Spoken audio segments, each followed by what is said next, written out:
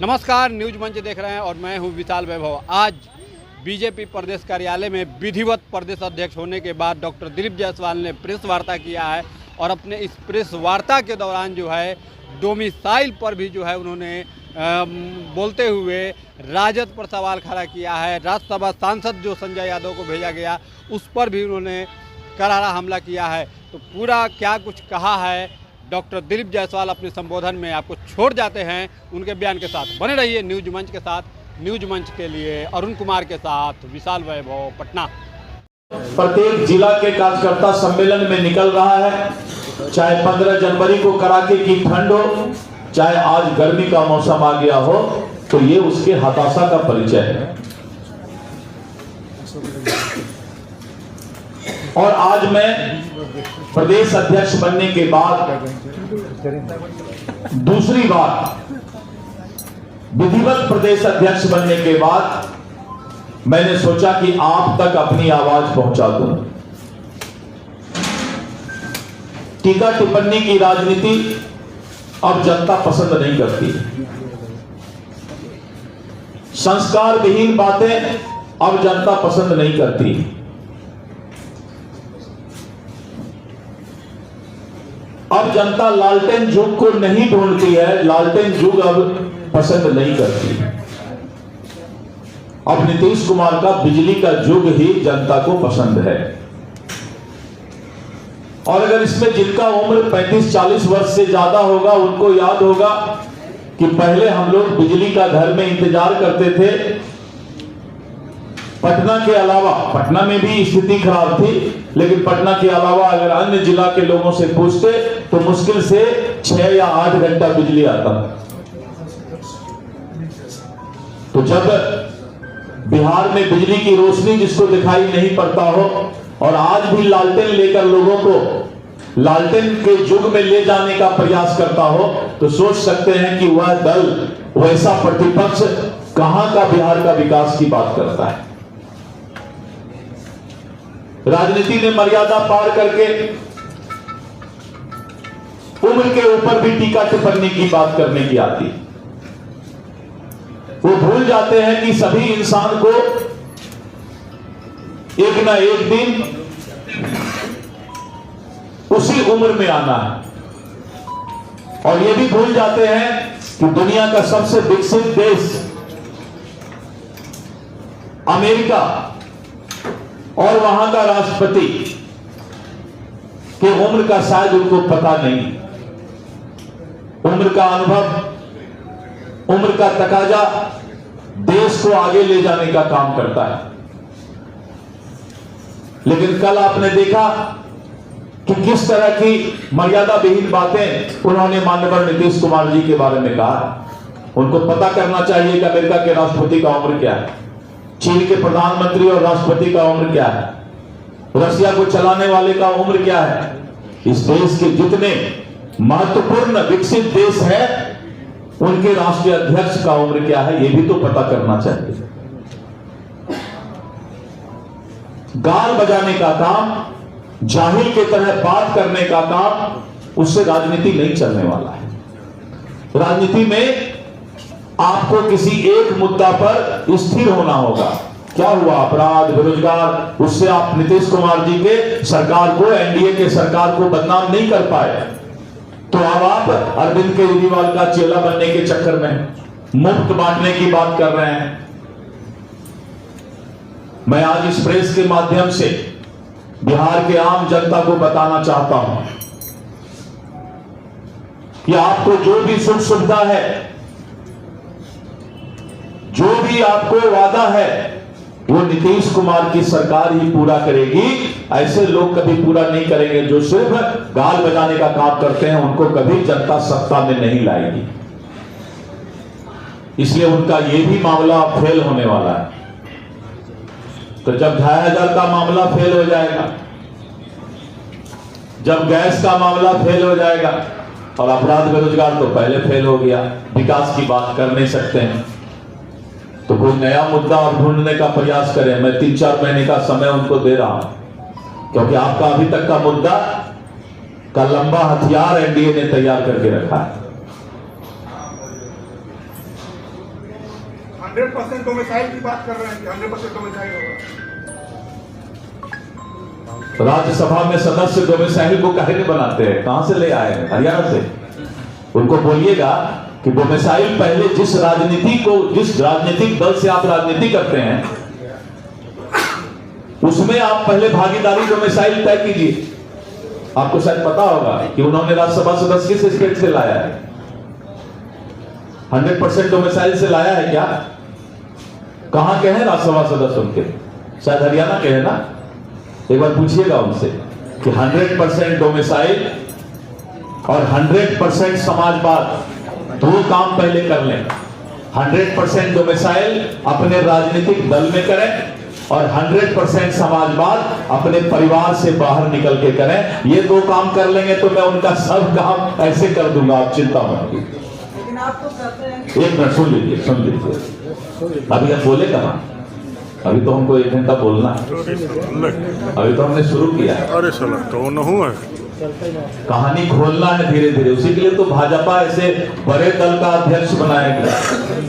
बड़ा तीक्ष्ण है बातें, बहुत तीखा है। मैंने गया से मिर्ची मंगवाया है प्रतिपक्ष के लिए, इसलिए मैं मर्यादित भाषा में बोल रहा हूं क्योंकि मिर्ची का भी अपना एक प्रेस्टीज है, इज्जत है। बिना मिर्ची के कुछ नहीं होता। तो मित्रों, मैं आपसे यही बोल रहा था कि पहले जो इंसान परिवार से बाहर निकलेगा, पहले वो इस बात को बताए कि आज के बाद हमारे घर का कोई भाई बहन बेटा भतीजा राष्ट्रीय जनता दल में, उसको तब हम हक देंगे जब आम जनता को एमएलए एमपी राज्यसभा बनाएंगे। डोमिसाइल की बात तब करेंगे जब हम अपने राजनीतिक दल में डोमिसाइल की बात कर लें। चलिए, ये इशारा है। इसका जवाब मैं धीरे धीरे दूंगा क्योंकि अभी 3 वर्ष तक मुझे पार्टी ने अध्यक्ष बनाया है। बहुत लंबा समय का पाली खेलना है मुझे। आज मैं आप लोगों को 2 बातों के लिए बुलाया था। पहला तो ये कि मैं आप सभी पत्रकार बंधु को धन्यवाद देना चाहता हूं कि हम जैसे पिछड़े लोगों का भी याद रखिएगा, ख्याल रखिएगा।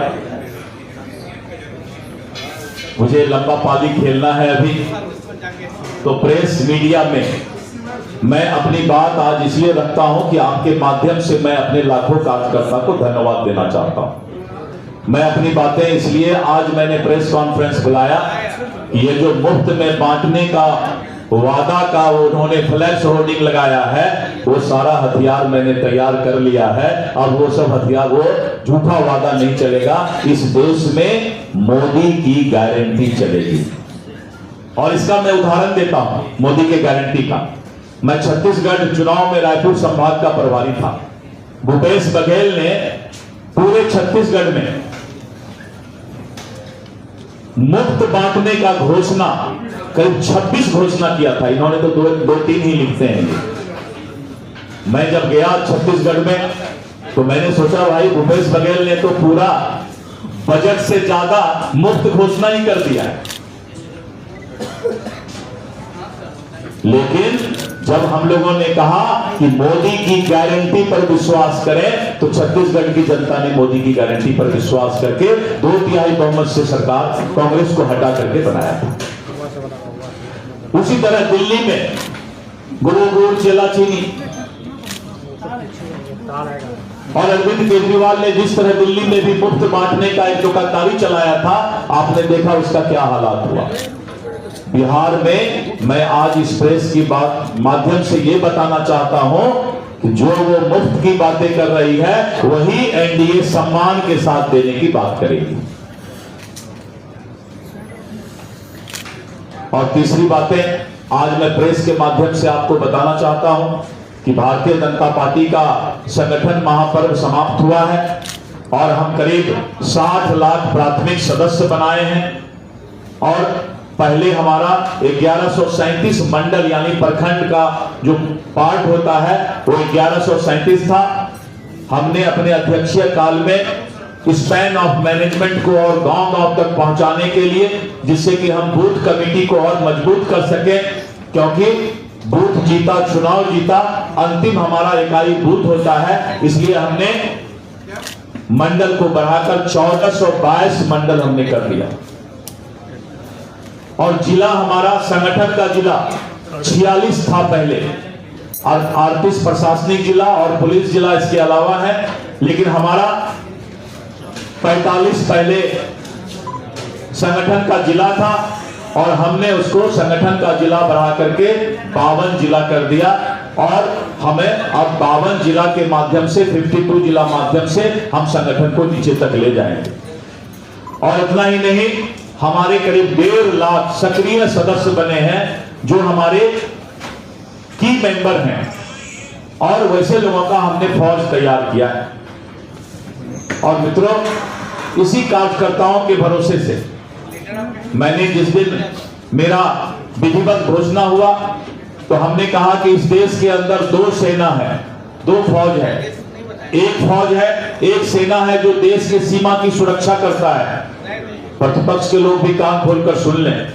और दूसरी सेना है इस देश की विचारधारा, संस्कृति, विरासत को बचाने के लिए जो फौज तैयार है उसे भारतीय जनता पार्टी का कार्यकर्ता कहते हैं।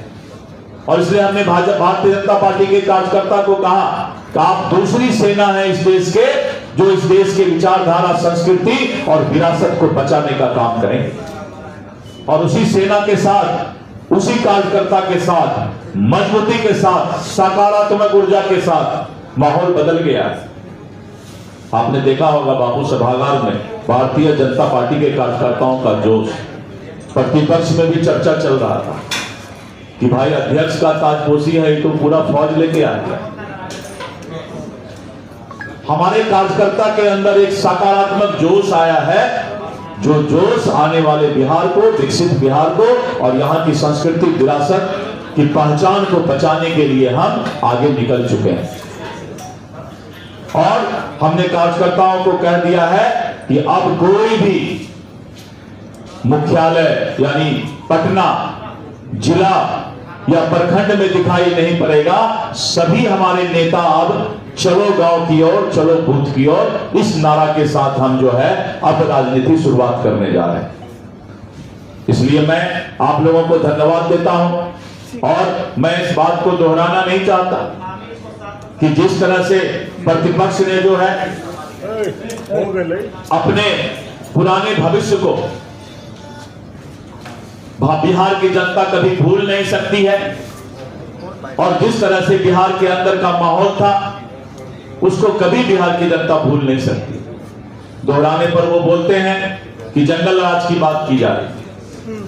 मैं जंगल राज की बात नहीं कर, लेकिन मैं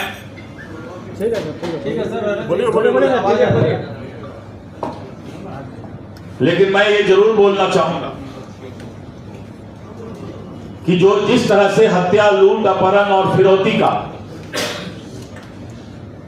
प्रदेश, इस बिहार का नाम इस चारों चीज से जाना जाता था, आज बिहार को का पहचान नीतीश कुमार जी के नेतृत्व में बदला है।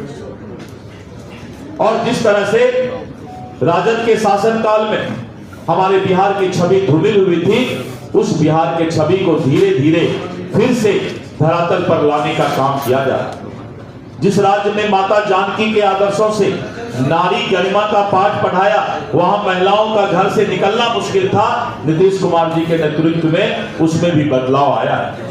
जिस भूमि ने भगवान बुद्ध और महावीर के माध्यम से त्याग, करुणा और संयम का मार्ग दिखाया, वहां भ्रष्टाचार, लूट और सत्ता का जो आम भाव बन गया था, वो भी नीतीश कुमार जी के शासन में बदलाव आया है। मित्रों, आने वाला बिहार आपने प्रगति यात्रा में देखा कि जिस तरह से बड़ी बड़ी योजनाओं को मुख्यमंत्री जी ने धरातल पर लाने के लिए प्रगति यात्रा के 1 सप्ताह के अंदर कैबिनेट में पास करके बजट को आगे बढ़ाने का काम किया है।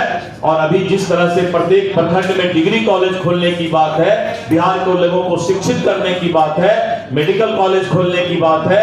और बिहार के अंदर जब मैं पटना में पहले देखा करता था तो एक पटना यूनिवर्सिटी हुआ करता था, लेकिन जब आप आज पटना में देखेंगे तो 6 से 7 यूनिवर्सिटी, लॉ की अलग यूनिवर्सिटी, मेडिकल की अलग यूनिवर्सिटी, फैशन डिजाइनिंग की अलग यूनिवर्सिटी, पुरातत्व विभाग की अलग यूनिवर्सिटी, और इस तरह करके बिहार में अगर शिक्षा का विकास हुआ है, इंफ्रास्ट्रक्चर का साधन संसाधन का विकास हुआ है, तो बिहार का नाम भी आज पूरे देश के अंदर आदर और संभाव के साथ लिया जाता है। आज मैं आपको धन्यवाद देने के लिए ही यहां पर बुलाया था और आपके माध्यम से अपने लाखों कार्यकर्ता को धन्यवाद देना चाहता था। अगले प्रेस कॉन्फ्रेंस में फिर और सब बातें करेंगे। आज मेरे हृदय से आपको धन्यवाद है, बहुत बहुत दिल्ली धन्यवाद। चुनाव में आपने भी रेवड़ी बांटने का काम किया था, महिलाओं को कैश देने की बात की। ये भाई मैं तो बोल रहा हूं कि जो लोग ये बोल रहे हैं कि मुफ्त में रेवड़ी बांटते हैं, हम वही सम्मान के साथ देना चाहते हैं। बहुत बहुत धन्यवाद। लालू यादव और राबड़ी देवी को लेकर इतना प्रहार आप कर रहे हैं। कल राबड़ी देवी ने कहा दिलीप जायसवाल मुझे भाई मानते हैं और वो मुझे दीदी बोलते हैं। आप इतना नाराजगी क्यों जता रहे हैं लालू यादव? मैंने एक बार भी लालू जी रावड़ी जी का नाम नहीं लिया। ठीक है, रावड़ी जी या लालू जी का नाम हमने लिया। हमने तो प्रतिपक्ष और विपक्ष कहा लगातार। ठीक ठीक। आप उनको दीदी अरे हो गया मैडम, अरे हो गया। देखिए, माइक उठाओ। हम आपको भी दीदी मानते हैं। धन्यवाद धन्यवाद सर। चलो।